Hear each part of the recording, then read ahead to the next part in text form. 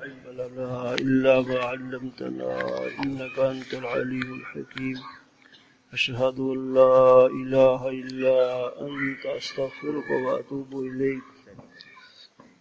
أستغفر الله الذي لا إله إلا هو الحي القيوم وأتوب إليه. رب زدني علما رب اشرح لي صدري ويسر لي أمري واحلل عقدة من لساني يفقهوا قولي. اللهم صل على سيدنا محمد النبي الأمي وآله وبارك وسلم. بسم الله الرحمن الرحيم. باب قول الله ونضع الموازين القسط ليوم القيامة وأن أعمال بني آدم قوله يوزن. وقال مجاهد رحمه الله القسطاس العدل بالرومية، ويقال القسط مصدر المقسط وهو العادل، وأما القاسط فهو الجائر. بالسند المتصل منا إلى أمير المؤمنين في الحديث الحافظ الحجة محمد بن إسماعيل البخاري رحمه الله تعالى قال حدثنا أحمد بن أشقاب قال حدثنا محمد بن فزيل عن عمارة بن القعقاع عن أبي زرعة عن أبي هريرة رضي الله تعالى عنه قال قال النبي صلى الله عليه وسلم كلمتان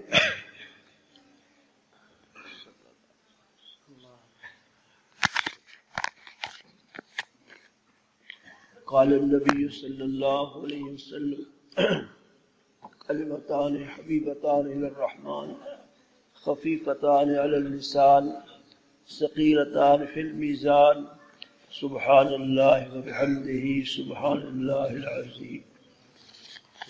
بخاری شریف کی یہ آخری حدیث ہے. ہمارے مدارس میں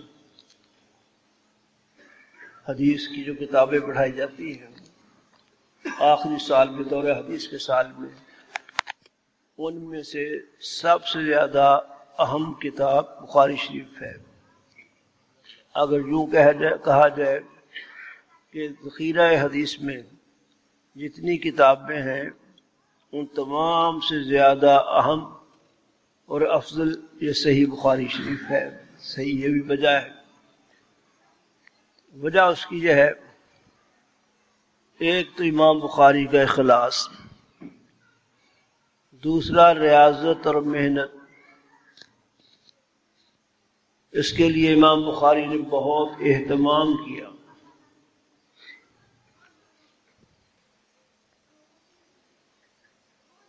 بہت عظیم الشان کام تو شروع میں یہ کیا، اس کتاب کو جب لکھنا شروع کیا تو اس کا آغاز ریاض الجنہ سے کیا.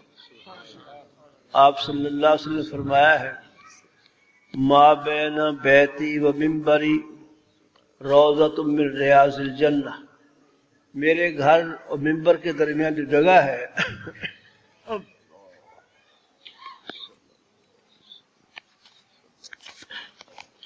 میرے گھر اور منبر کے درمیان جو جگہ ہے وہ جنت کے باغات میں سے باغ ہے. اس میں ایک بڑی نیک فال ہے. جنت وہ چیز ہے کہ جہاں داخل ہونے والا کبھی نکالا نہیں جائے گا. ایسا ہی ہے نہیں؟ جو ایک دفعہ چلا گیا وہ ہمیشہ جنت میں رہے گا. اس لیے بڑی نیک فال ہے. وہاں جس کی حاضری ہو گئی بس وہ جنتی ہی ہے انشاءاللہ. اللہ کے فضل و کرم سے وہاں کی حاضری اللہ پاک ہمیں نصیب فرمائے. خیال آ رہا ہے کہ اس کی حاضری کا نسخہ بتایا جائے. اگر حاضری کرنا چاہتے ہیں تو اس کا نسخہ بھی ہے. سب سے بڑی بات تو یہ ہے اللہ اور اللہ کے رسول صلی اللہ علیہ وسلم کی محبت و عشق کو حاصل کیا جائے. اہل عشق کے لیے حاضری آسان ہو جاتی ہے.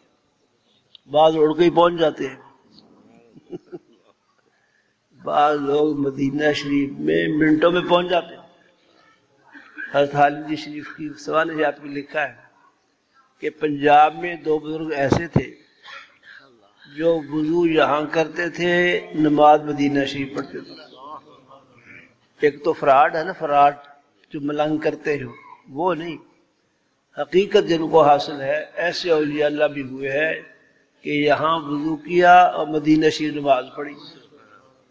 اور شیخ کی بات یاد ہے مولانا زکریا رحمۃ اللہ علیہ کی، وہ فرماتے ہیں ہندوستان میں ایسے اللہ والے بھی گزرے ہیں کہ جب مدینہ شریف جانے کا ارادہ کیا تو یوں کپڑا لیا، جب ہٹایا تو مدینہ میں بیٹھے تھے.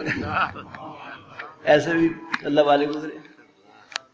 تو وہاں ہمارے لیے وہاں کی حاضری کے لیے ایک نسخہ ہے، اگر آپ چاہیں تو میں عرض کروں. کاٹی بول لیں تسی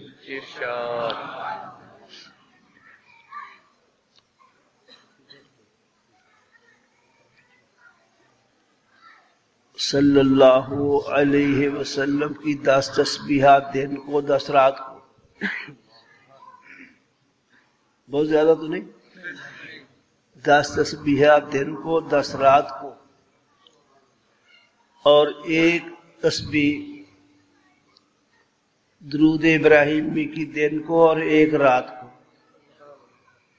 اس کو پڑھے اور ساتھ 2 نفل توبہ کے پڑھیں.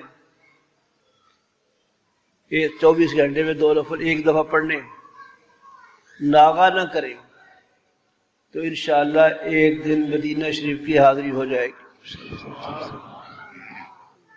اگر کوئی یہ چاہے کہ جلدی مدینہ پہنچ جاؤں تو جلدی پہنچنے کے لیے بھی نسخہ ہے، جلدی اللہ بھی انتظام کر دے. اسی عمل کے ساتھ 5 نمازوں کی اذان ہوتی ہے نا، بولو جی. حکم ہے نبی پاک صلی اللہ علیہ وسلم کا، قولو مثل ما یقول المؤذن. تم اذان سننے والے بھی وہی کلمہ کہو جو مؤذن کہہ رہا ہے، یعنی اللہ اکبر کے جواب میں اللہ اکبر، سارے کلمات ایسے. لیکن حی علی الصلاۃ کے جواب میں، حی علی الفلاح کے جواب میں لا حول ولا قوت الا باللہ پڑھا جائے گا. اذان کا جواب دے دیا، اذان پوری ہو گئی.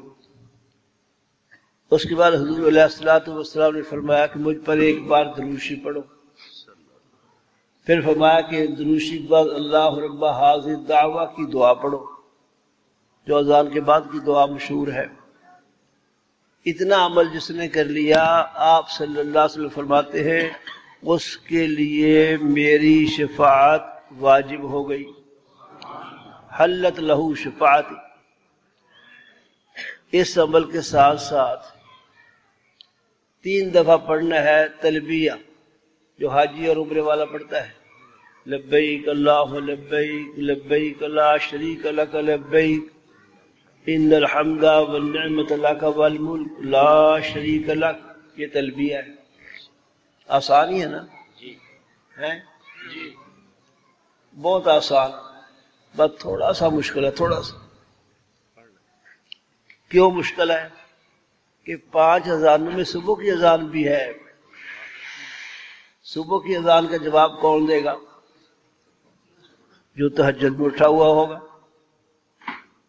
صبح جس نے بھاگ دوڑ کے جماعت لینی ہے، جلدی جلدی نماز پڑھنی ہے، دیر سے اٹھنا ہے، تو وہ صبح کی اذان کا جواب نہیں دے سکے گا. یہ ذرا سا مشکل ہے، لیکن آپ تہجد پڑھنے کی نیت کر لیں، اللہ میاں اس کو آسان کر دے گا. دل میں ایک دکھ ہونا چاہیے کہ مجھ سے تہجد کیوں نہیں پڑھی جا رہی. حضرت مولانا عبید اللہ عنہ رحمۃ اللہ علیہ ہمارے شیخ، ان کی مجلس میں بیٹھے تھے. کسی نے عرض کیا حضرت تہجد میں اٹھا نہیں جاتا. حضرت نے بہت آہستگی سے ایک جملہ کہا جو بہت ہی پر اثر ہوا. فرمانے لگے جو اٹھنا چاہتے ہیں اس کو اٹھا دیتے ہیں. صحیح دکھ ہو، احساس ہو اس نقصان کا کہ مجھ سے تہجد نہیں ہو رہی، تو اللہ میاں اس کو اٹھا دیتے. اللہ کرے وہ احساس ہم سب کو نصیب ہو جائے. قیامت کے بھرے میدان میں اللہ کی طرف سے اعلان ہوگا أين الذين تتجافى جنوبهم عن المضاجع يدعون ربهم خوفا وطمعا. سورہ سجدہ. اعلان ہوا وہ لوگ کہاں ہیں جن کے پہلو راتوں کو بستروں سے لگ رہتے تھے، لوگ میٹھی نیند سوتے تھے، یہ مصلی پہ کھڑے قرآن پڑھتے تھے، تہجد ادا کرتے تھے. تہجد پڑھنے والے کھڑے ہو جائیں گے، ان تمام کے لیے حکم ہوگا کہ تم سارے بلا حساب جنت میں داخل ہو جاؤ.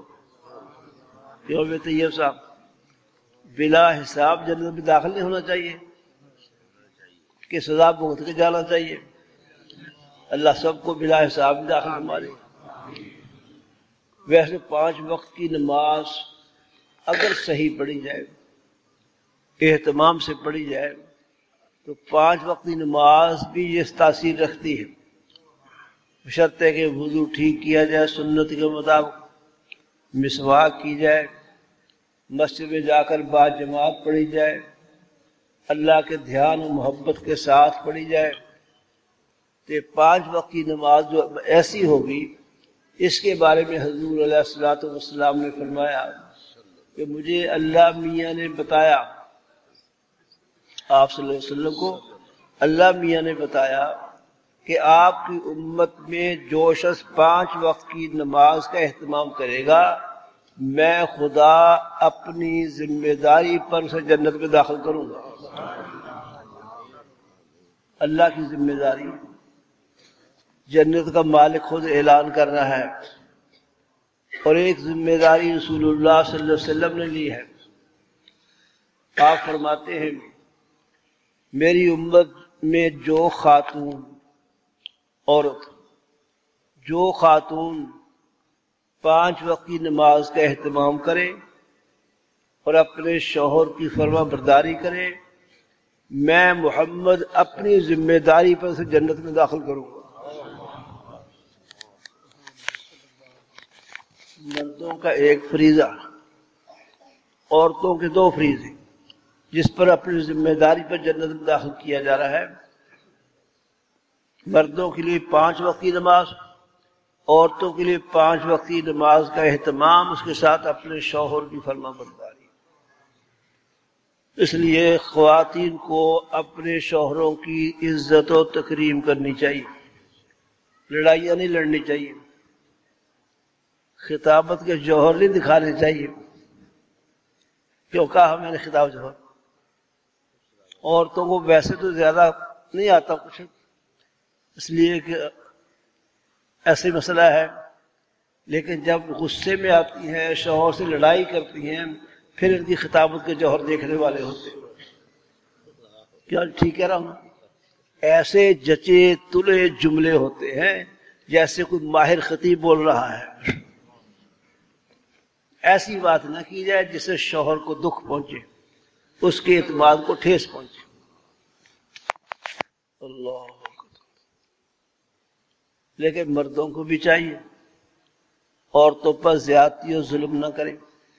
بعض لوگ ہر وقت عورتوں کو ڈانٹتے رہتے ہیں، کچھ لوگ مارتے بھی ہیں، کچھ لوگ زیادہ ہی مارتے. ایسے واقعات ہمارے سامنے آتے رہتے ہیں. تو یہ ظلم جو ہے، اس کا بھرنا بڑا مشکل ہے. جس عورت پر خاوند نے ظلم کیا، حدیث میں آتا ہے قیامت کو روز اس کا مقدمہ دائر ہوگا.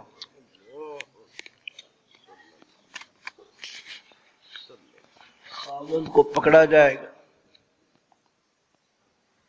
بڑی بات آپ نے جو فرمائی، اس مقدمے میں مدعی خود اللہ کی ذات ہوگی. عورت کی طرف سے مقدمہ لڑنے والی ذات خود اللہ کی ذات ہے، اور اللہ پاک جس کے خلاف کھڑے ہو جائے اس کا کچھ بچ نہیں سکتا، اس کی تباہی بربادی یقینی. اس لیے مردوں کو بھی چاہیے عورتوں شفقت کا، خیر کا، رحم و کرم کا معاملہ فرمایا، سختی نہ کریں. خصوصاً نوجوان جو شوہر ہیں، بچیاں اپنے گھروں سے آتی ہیں، وہ گھر میں بسنا ابتدا میں بعض بچیوں کے لیے ایسا ہی ہوتا ہے. سختی، ضد، لڑائی، اڑ جانا، یہ خاوند کو چاہیے کہ ابتدا میں برداشت کرے، آہستہ آہستہ بالکل اس ماحول میں ڈھل جائے گی اگر آپ کی شفقت بحال رہی تو۔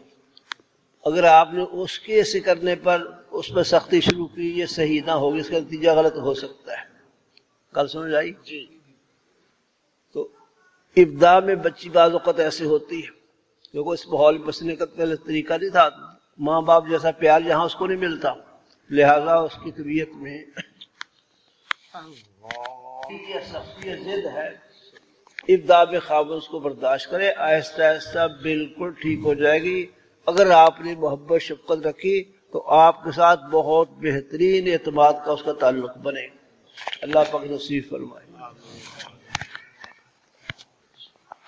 تو میں عرض کر رہا تھا کہ بخاری شریف میں میں عرض کر رہا تھا کہ وہاں مدینہ شریف جلدی جانے کے لیے درود کے ساتھ ساتھ اذانوں کا جواب، پھر ایک بار درود شریف، پھر اللہ کی دعا، یہ تو ہمیشہ پڑھنی ہی چاہیے۔ اس کے بعد تلبیہ 3 بار پڑھنا ہے، لبیک اللہم لبیک لبیک لا شریک لک لبیک ان الحمد والنعمۃ لک والملک لا شریک لک۔ تو انشاءاللہ یہ عمل کریں گے تو مدینہ شریف میں جلدی پہنچ جائیں گے انشاءاللہ۔ ٹھیک ہے؟ جھنگ میں ایک ڈاکٹر عبدالرشید صاحب ہیں، ان کو یہ وظیفہ بتایا ہے، وہ کہتے ہیں میں نے میری بیوی نے یہ 6 دن وظیفہ کیا، اسباب وسائل پیسے نہیں تھے، 6 دن وظیفہ کرنے کے بعد ہم دونوں کے حج کا انتظام ہو گیا اور ہم حج کر کے واپس آ گئے۔ نسخہ تیر بہدف ہے، فمن شاء فلیجرب، جو چاہے اس کو تجربہ کر لے۔ اور وہاں کی حاضری اتنی بڑی چیز ہے، مدینہ شریف کے بعض علماء کہتے تھے کہ جہاں مواجہ شریف میں کھڑے ہو کر نبی پاک صلی اللہ علیہ وسلم کی خدمت میں ایک بار صلاۃ و سلام پڑھنا 70 سال کی عبادت سے بہتر ہے۔ اس سے بڑا اعزاز اور سعادت کیا ہوگی کہ جب وہاں صلاۃ و سلام کے لیے حاضری دیتے ہیں، نبی پاک صلی اللہ علیہ وسلم ان آنکھوں سے اس کو دیکھتے ہیں، ان کانوں سے اس کو سنتے ہیں، اور اس زبان مقدس سے اس کا جواب دیتے ہیں، پڑھنے والے کے لیے دعا فرماتے ہیں۔ اس لیے کہ ہمارا عقیدہ ہے اور تمام امت کے علماء کا عقیدہ ہے کہ سارے نبی اپنی اپنی قبر میں زندہ ہیں، اور حضور پاک صلی اللہ علیہ وسلم تو تمام انبیاء کے سردار، تو آپ کی زندگی ایسی ہے جیسے دنیا میں تھی، وہی کان، وہی آنکھیں، وہی دل، وہی دماغ، وہی زبان ادراک کر رہی ہے، اسے وہ حیات انبیاء کا عقیدہ کہتے ہیں۔ اللہ، ہمارے شیخ الاسلام مولانا سید حسین احمد صاحب مدنی رحمۃ اللہ علیہ دارالعلوم دیوبند کے جو شیخ الحدیث گنگوہی کے خلفاء میں سے شیخ الہند رحمہ اللہ کے خاص شاگرد ہیں، 17 سال مدینہ میں رہے۔ کتنے؟ 17، پنجابی 17 سال رہے، اور ان دنوں مدینہ میں رہنا آسان نہیں تھا۔ اب تو اللہ نے مدینہ والوں کو بہت دیا، وہ دنیا کو کھلا پلا رہے، اس میں فقر و فاقہ کا دور تھا۔ 17 سال ایسے گزارے، خود فرماتے ہیں کہ پکانے کے لیے کوئی چیز مہیا نہیں ہوتی تھی، بازاروں میں چکر لگا کر پھلوں کے چھلکے، مولیوں کے پتے، ایسی چیزیں جو لوگ پھینک دیتے ہیں وہ اٹھا کے دھو کر ہم ان کا سالن بنایا کرتے تھے۔ 17 سال وہ 17 سال حضرت نے روضہ اطہر کے پاس بیٹھ کر درس حدیث دیا۔ ایک واقعہ میں نے سنا تھا، اور پھر میں نے اس شخص سے بھی سنا جو اس واقعہ میں شریک تھا۔ مولانا عبدالمفتی صوفی عبدالمالک صاحب بنگالی تھے، وہاں رہتے، وہ شریک تھے اس میں، ان کی زبان سے بھی سنا۔ حضرت مدنی درس حدیث سے فارغ ہوئے، ایک کاشغر کا طالب علم آیا اور کہا حضرت بتاؤ نبی پاک صلی اللہ علیہ وسلم اپنی قبر میں زندہ ہیں؟ فرمایا ہاں زندہ ہیں، سارے انبیاء زندہ ہیں۔ الانبیاء احیاء فی القبور، بہقی میں حضور نے خود فرمایا کہ سارے نبی زندہ اپنی اپنی قبر میں. اس کو سمجھایا، وہ نہ مانا. حضرت نے کہا جاؤ وضو کر کے آؤ. وضو کر کے آیا، فرمایا مراقبہ کرو. حضرت کی مجلس میں 25 شاگرد بیٹھے تھے، حدیث پڑھی. انہوں نے بھی، اس طالب علم نے بھی، حضرت نے خود بھی مراقبہ کیا. کچھ دیر کے بعد فرمایا کہ سر اٹھا کے قبر اطہر کی طرف دیکھو. سب نے ادھر توجہ کی، آپ کی قبر مبارک کی طرف دیکھنا شروع کیا. دیکھا کہ سارے پردے ہٹ گئے اور حضور صلی اللہ علیہ وسلم زندہ تشریف فرما بیٹھے ہوئے. اس لیے عقیدہ پختہ ہے کہ نبی پاک صلی اللہ علیہ وسلم اپنی قبر اطہر میں زندہ ہے. اسے صلاۃ والسلام پڑھنا، وہاں حاضری دینا، یہ بہت بڑی سعادت ہے. اللہ. تو میں عرض کر رہا تھا کہ امام بخاری نے سب سے پہلا اچھا کام تو یہ کیا بخاری کے سلسلے میں، اس بخاری کی تحریر آغاز جو ہے ریاض الجنہ میں بیٹھ کی، اور 16 سال میں یہ کتاب مکمل ہے. ہر حدیث سے پہلے حضرت امام بخاری غسل کرتے ہیں، استخارہ کرتے ہیں. جب یقین ہو جاتا ہے کہ واقعی حضور ہی کا فرمان ہے، پھر اپنی کتاب میں اس حدیث کو درج کرتے ہیں. اس طرح امام بخاری نے بخاری شریف کے لیے 14,000 سے زیادہ بار نفل پڑھے. 7,000 سے اوپر حدیثیں، ٹھیک ہے نا، اور 7,000 سے اوپر حدیثیں ہیں، اور 2 نفل پڑھے ہر حدیث سے پہلے، تو کتنے ہو گئے؟ 14,000 سے اوپر نفل پڑے ہیں بخاری شریف کے لکھنے. اسی لیے اللہ پاک نے اس میں خاص برکتیں، خاص چیزیں رکھی، اور یہ اخلاص ہی کا نتیجہ ہے. جب ہم بخاری رحمہ اللہ فوت ہونے لگے، اس سے پہلے کسی نے خواب دیکھا، نبی پاک صلی اللہ علیہ وسلم ایک جگہ تشریف فرمایا، صحابہ کرام رضی اللہ عنہ ساتھ ہیں. خواب دیکھنے والا عرض کرتا، یا رسول اللہ آپ کیسے کھڑے ہیں؟ فرمایا کہ ہم محمد بن اسماعیل بخاری کا انتظار کر رہے ہیں. اسی وقت امام بخاری کا وفات وصال ہوا، بہت ہوا. اور جب قبر میں دفن کیے گئے، امام بخاری کی قبر سے خوشبو آئی، اور یہ حدیث پاک کی خوشبو ہے. ہمارے شیخ التفسیر حضرت مولانا احمد لاہوری، ان کی قبر سے بھی خوشبو آئی تھی، 6 مہینے تک آتی رہی. میں اصل 8ویں کلاس میں پڑھتا تھا، لوگ مٹی اٹھا کے لا رہے تھے، وہ مٹی ہمارے گھر بھی پہنچی، میں نے بھی خود دیکھی. سن 73 کی بات ہے. حضرت لاہوری کی وفات سن 62 میں ہوئی، 17 رمضان کو ہوئی، جس دن بدر کے صحابہ شہید ہوئے. جمعہ کا دن قبر سے خوشبو آئی. سن 73 کی بات ہے کہ شیرہ والے میں مفتی محمود صاحب تشریف فرما تھے، ہمارے حضرت مولانا عبید اللہ عنہ تشریف فرما تھے، کچھ اور علماء، کچھ شہری، کچھ طلباء علماء بیٹھے تھے.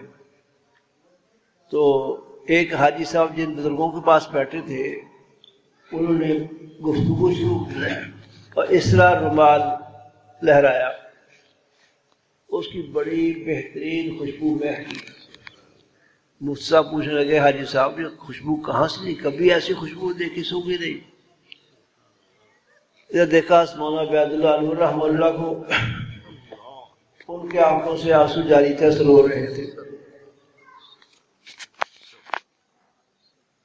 موسیٰ سمجھ گیا کہ اس میں کوئی بات ہے.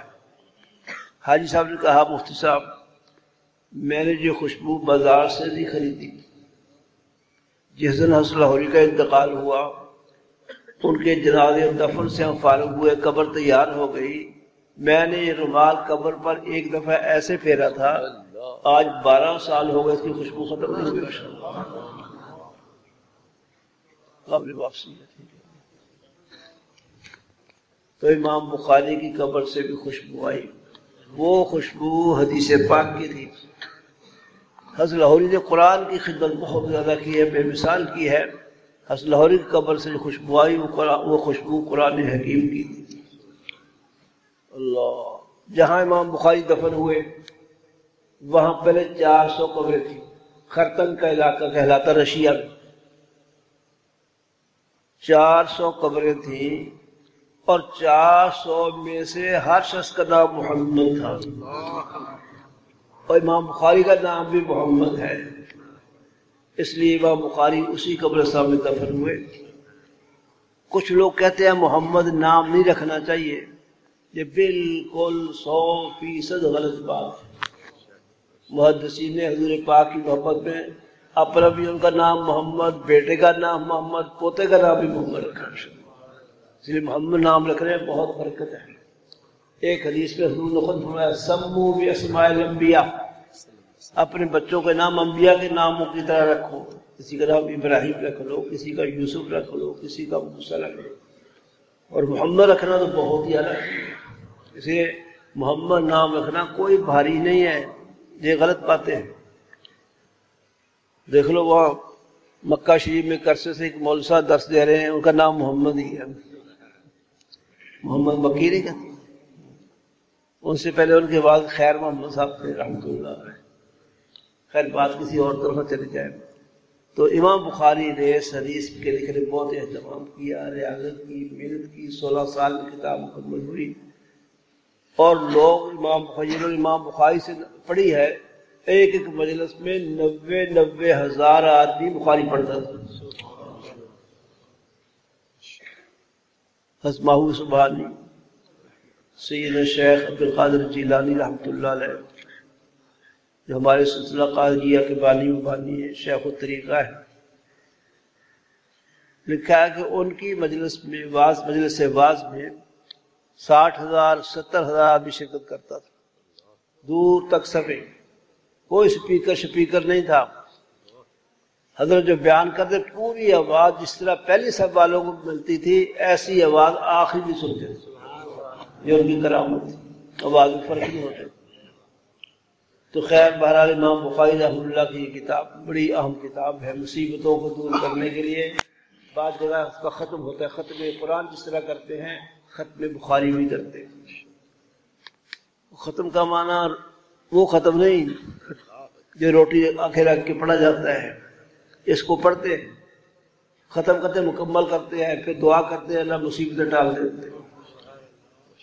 اس بخاری شریف کا یہ آخری باب ہے جس کا حاصل یہ ہے کہ اعمال کا وزن ہوگا، قیامت روز عمل تولے جائے۔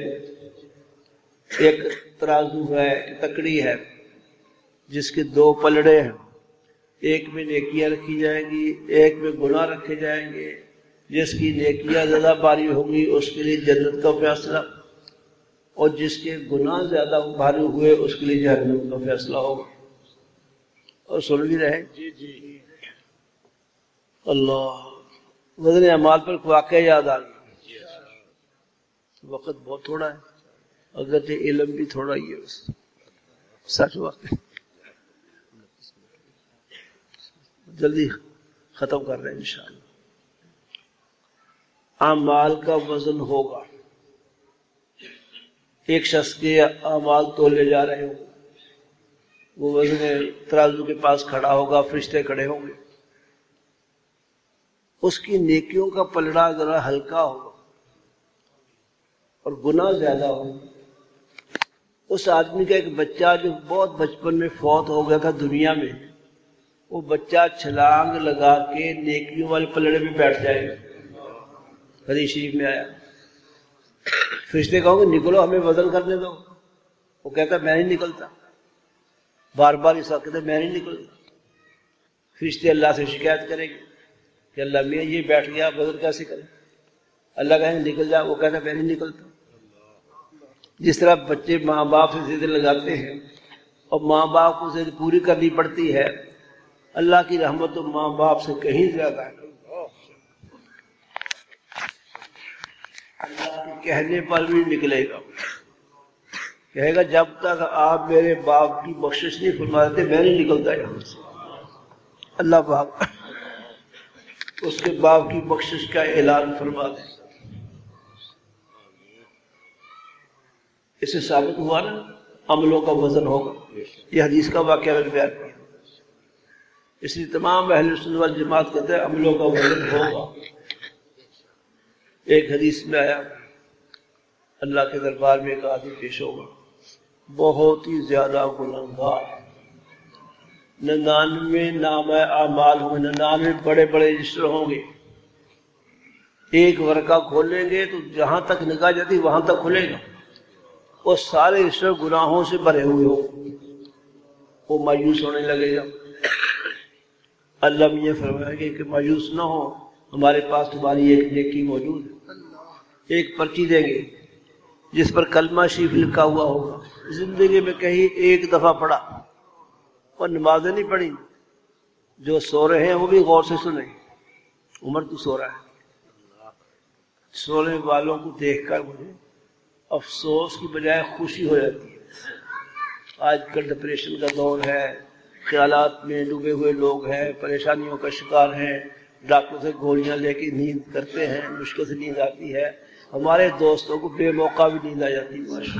گولی کو پیارے ان کی صحت کو دیکھ کر خوشی ہوتی ہے کہ اللہ نے اچھی صحت دے رکھی ہے. ٹھیک ہے، بس یہ ذرا ہوشیار ہو کے بیٹھ سکتا ہے. یہ حاجی عبدالوہاب صاحب برائے والے رحمۃ اللہ علیہ وہ اپنے بیان میں ایک بات کہتے ہیں. اس وقت کی بات ہے جبکہ وہاں پنکھے نہیں تھے. وہ پنکھے لگانے کے پرائیویٹ والے قائل ہی نہیں تھے. اے سی کا تصور نہیں تھا. یہ پنکھے چلتے تھے ہاتھ سے، تو بڑی گرمی ہوتی تھی. حاجی صاحب بیان کر رہے تھے کئی لوگ سوتے تھے گرمی میں نیند آتی تھی. مجھے بھی سونے والوں کی تعداد بڑھ رہی ہے.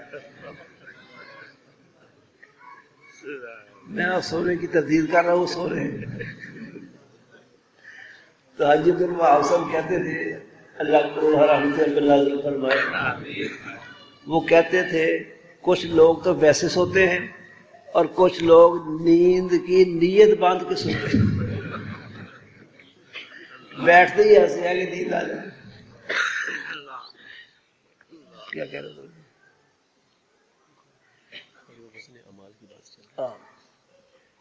اللہ بھی کہیں گے تمہاری ایک نیکی ہمارے پاس ہے، یہ لو پرچی پر کلمہ شریف لکھا. زندگی میں ایک دفعہ کلمہ شریف پڑھا. فرمائیں گے چلو اپنے نامہ اعمال تلواؤ، وزن کراؤ. وہ کہے گا اللہ میاں یہ ایک پرچی وہ 99 رجسٹروں کا کیا مقابلہ کرے گی. اللہ فرمائے گا رکھ تو دیکھو. ایک پلڑ میں پرچی رکھی جائے گی، ایک پلڑ میں 99 رجسٹر رکھے جائیں گے، تو وہ پرچی کی جانب بھاری ہو جائے گی. جنت کا فیصلہ ہوتا ہے. اس حدیث سے معلوم ہوا نا کہ تکڑی ہے، ترازو ہے، اعمال کا وزن ہو. بولو بھی. اور ایک حدیث میں آیا کہ سید داؤد علیہ السلام نے اللہ میاں سے کہا کہ اللہ میاں جس ترازو میں لوگوں کے عملوں کا وزن ہوگا وہ ترازو مجھے دکھا دو. اللہ میاں نے دکھا دیا. اتنا بڑا تھا کہ دیکھ کر کے ہوش ہو گئے. جب ہوش میں آئے تو فرمایا کہ مجھے ترازو دکھایا گیا ہے، اس کا ہر پلڑا اتنا بڑا ہے کہ ایک پلڑے میں 7 آسمان 7 زمینیں رکھی جا سکتی. سنن بہقی کی حدیث میں حضور علیہ السلام نے یہی بات فرمائی. فرمایا کہ وہ جو ترازو اعمال ہے جس میں بندوں کے عملوں کا وزن ہوگا، اس کا ہر پلڑا اتنا بڑا ہے کہ ایک پلڑے میں 7 زمینیں 7 آسمان رکھے جا سکتے ہیں.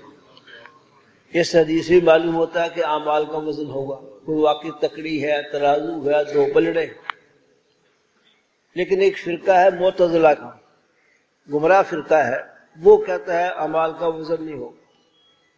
کیوں نہیں ہوگا؟ وہ کہتا ہے یہ اعمال کیے اور ختم ہوگا، کچھ شے باقی ہو تو اس کو وزن ہو. دوسرا یہ اعمال صفات ہے، اعراض ہے، جیسے گرمی سردی بخار، یہ کوئی مجسم چیز نہیں ہے. ایسے یا باقی چیزیں جو ہیں اعمال، ذکر، تلاوت، خیرات کیا اور ختم ہو گیا، یہ باقی نہیں رہتے اور مجسم نہیں ہے. وزن مجسم چیزوں کا ہوتا ہے، ایسے ہے نا؟ بولو بھی جی چاولوں کا وزن ہوتا ہے، بولو شکر کا ہوتا ہے، گڑ کا ہوتا ہے، سبزی کا ہوتا ہے، تمام مجسم چیزوں کا وزن ہوتا ہے۔ عقل تو نہیں رکھی ہے، عقل کا وزن کوئی نہیں، اس لیے کہ وہ صفت ہے۔ ان مجسم چیزوں کا وزن ہوتا ہے۔ حلوے کا وزن ہوتا ہے، جی بولو نہیں ہوتا؟ جو کہتے ہیں نہیں ہوتا نا، ان کو بس کھانا ہی آتا ہے، اور وہ کہتے ہیں مجسم حلوے کا وزن، حلوہ پاؤ اتنا، آدھ کلو اتنے کا، کلو اتنا حلوے کا وزن ہوتا ہے۔ اگر گھر کے پکائے ہوئے حلوے کا وزن نہیں کہتے، دکاندار تو وزن کر کے دیتا ہے۔ حلوہ بڑی شے ہے، کیوں؟ بعض لوگوں کو زیادہ ہی پسند ہے۔ ایک شاعر نے حلوے کے بارے میں شعر کہا ہے، اس کو حلوہ زیادہ پسند ہے۔ سناؤں شعر؟ شاعر کہتا ہے، حلوے دا دریا ہوئے، ایک پلیٹ نہیں، حلوے دا دریا ہوئے تو بیڑی ہوئے ڈوئی، اور ڈوئی بڑا چمچا۔ حلوے دا دریا ہوئے، بیڑی ہوئے ڈوئی، کھانے والا میں ہوا، شالا ہور نہ ہوئے کوئی۔ ایسا کنجوس بھی کوئی نہیں ہو سکتا۔ دریا حلوے کا کسی کو کھلانے کے کیا ہے؟ تو حلوے کا وزن ہوتا ہے، شکر کا وزن ہوتا ہے، گڑ کا وزن ہوتا ہے، سبزی کا وزن ہوتا ہے، مجسم چیزوں کا وزن ہوتا ہے۔ یہ چیزیں جو اعمال ہیں، ذکر ہے، یہ مجسم نہیں ہے، اس لیے ان کا وزن نہیں ہو سکتا، اور کیے اور ختم ہو گئے، محفوظ بھی نہیں۔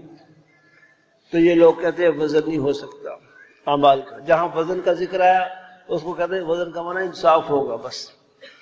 لیکن یہ بات صریح احادیث کے خلاف بھی ہے، جیسے حدیثیں میں نے آپ کو سنائی، اور بچے والی مذہب اس طرح کے ایک پلڑے میں بیٹھ گئے، ایک پلڑے میں پرچی رکھی اور دوسرے پلڑے میں اس طرح کہ وہ وزنی ہوگی، بھاری ہوگی۔ اور یہ حدیث بہقی کی کہ ساتوں آسمان ساتوں زمین ایک پلڑے میں رکھے جائے، تمام حدیثوں سے ثابت ہو رہا ہے کہ باقاعدہ تکڑی ہے، ترازو ہے بہت بڑا، اس کے 2 پلڑے ہیں، اس میں وزن ہوگا۔ یہ جو کہتے ہیں کہ نہیں ہوگا، اس کی جو وجہ بیان کی ہے کہ اعراض ہیں، صفات ہیں، جو اعمال ہیں، یہ باقی جاتے ہیں۔ آج کی سائنس نے اس کی تردید کر دی۔ علماء کی تقریر محفوظ ہے کہ نہیں؟ تلاوتیں محفوظ ہے کہ نہیں؟ کیسٹوں میں ویڈیو بھی پتا، وہ بھی بلا ہوتی ہے، اس میں محفوظ ہوتی ہیں۔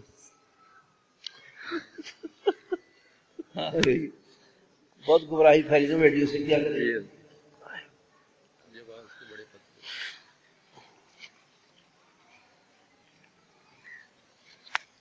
علماء کی تقریریں محفوظ ہیں، قاریوں کی قراتیں محفوظ ہیں، نعت خوانوں کی نعتیں محفوظ ہیں۔ جس چیز کو تم کہتے تھے محفوظ نہیں، وہ محفوظ ہو گئی۔ آج سائنسدانوں نے ثابت کر دیا چیز محفوظ ہے۔ گرمی سردی کا وزن نہیں ہوتا، بولو بھائی جی۔ وہ کہتے ہیں گرمی اس درجے سینٹی گریڈ کہتے ہیں۔ یہ آپ کے بخار کا وزن ہوتا ہے، بخار صفت ہے، اور تھرمامیٹر رکھتے نہیں بغل میں یا منہ میں، جگہ 304 بخار، 303 بخار، 301 بخار، بخار کا وزن ہو رہا ہے۔ سر پر گاڑی دوڑ رہی ہے موٹر وے پر، تو اس کی رفتار کا وزن ہوتا ہے۔ جن چیزوں کا تم کہتے وزن نہیں ہو سکتا اعمال کا، کہ باقی نہیں جاتے، ان کو باقی رکھ کے دکھا دیا سائنسدانوں نے کہ ان کو رکھا جا سکتا ہے، محفوظ ہو سکتی ہے، اور ان کے وزن کر کے دکھا دیا۔ اگر ایک سائنسدان ان چیزوں کا وزن کر سکتا ہے، رحمان بطریقے والا وزن کر سکتا ہے، اس لیے ان اعمال کا وزن ہوگا، پکا عقیدہ ہے۔ دوسرا جواب یہ ہے کہ مجسم چیزوں کا وزن تم بھی مانتے ہو، جیسے بھی آپ کے سامنے بات آئی کہ گڑ کا، شکر کا، چاولوں کا، حتیٰ کہ حلوے کا وزن ہوتا ہے۔ قیامت کے روز یہ اعمال جو ہیں مجسم شکل میں ہوں گے، اس لیے ان کا وزن ہو سکتا ہے۔ جو آتے ایک حدیث میں آیا کہ آدمی اپنی قبر سے نکلے گا ایک بڑی خوبصورت حسین جوان عورت کھڑی ہو، اس قبر سے نکلنے والے کو کہے گی کہ میرے کندھوں پہ سوار ہو جا، میں تمہیں بڑی آسانی سے معاشر کے میدان میں پہنچاتا ہوں۔ وہ پوچھے گا تو کون ہے جو میرے ساتھ یہ خیر خواہی کر رہی ہے، تو کون ہے؟ وہ کہے گی میں تیری نماز ہوں جس کو تم نے خوبصورت کر کے دنیا میں پڑھا تھا۔ تو دیکھو نماز والا عمل ہے لیکن وہاں مجسم ہے۔ ایک آدمی نکلے گا، ایک موٹی کالی کلوٹی کریہن منظر عورت کھڑی ہوگی۔ کیوں تم ہنس رہے ہو؟ انسان کالے بھی تو ہوتے ہیں، کیوں جی؟ مرد کالے نہیں ہوتے، اس سے عورتیں بھی کالی ہوتی۔ ہمارے فیصل آباد میں ایک مدرسے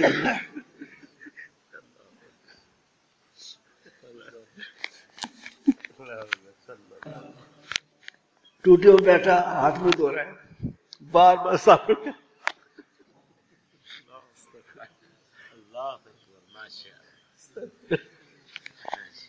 بار بار صابن لگاتا ہے، پھر منہ صاف کرتا ہے، پھر صابن بار بار کرتا ہے، پیچھے صابن سے آگے دکھ رہا ہے۔ حالانکہ کالا آدمی صابن زیادہ لگائے گا زیادہ کالا ہو جائے گا۔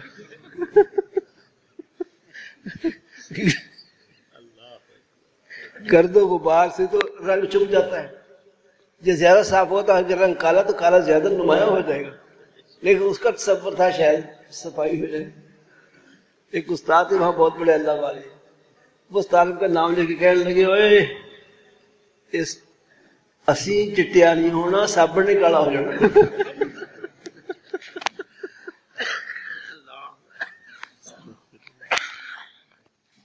ٹھیک ہے بس کرنے لگے۔ بڑی موٹی کلوٹی کالی عورت کھڑی ہوگی، بد شکل، وہ چھلانگ لگا کے اس مردے کے اوپر چڑھ جائے گی کندھوں پر اور اس کو اذیت دے گی کہ چلو مجھے لے کے چلو۔ یہ پوچھے گا تو کون ہے؟ وہ عورت کہے گی میں تیری نماز ہوں جس کو تو نے خراب کر کے دنیا میں پڑھا۔ معلوم کہ نماز بھی وہ اچھی ہے جو اللہ رسول کو پسند ہو۔ اللہ ہماری نمازوں کو صحیح کرے، ہم اللہ پاک کی نمازوں کو اپنی اللہ کی محبت کے ساتھ پڑھے، دھیان کے ساتھ پڑھے۔ ہمارے بزرگوں میں ایک بزرگ گزرے مولانا فضل الرحمان گنج مراد آبادی، اللہ والے بھی تھے، بہت بڑے محدث بھی ہیں، شاہ عبدالعزیز کے محدث کی شاگردوں میں سے۔ حضرت تھانوی رحمۃ اللہ فرماتے میں 2 دفعہ ان کی خدمت میں گیا۔ ایک حاضری کے موقع پر مجھے خلوت میں لے گئے، کہنے کہ اشرف علی ایک بات بتاتا ہوں، کہنے کی تو نہیں لیکن تجھے بتاتا ہوں۔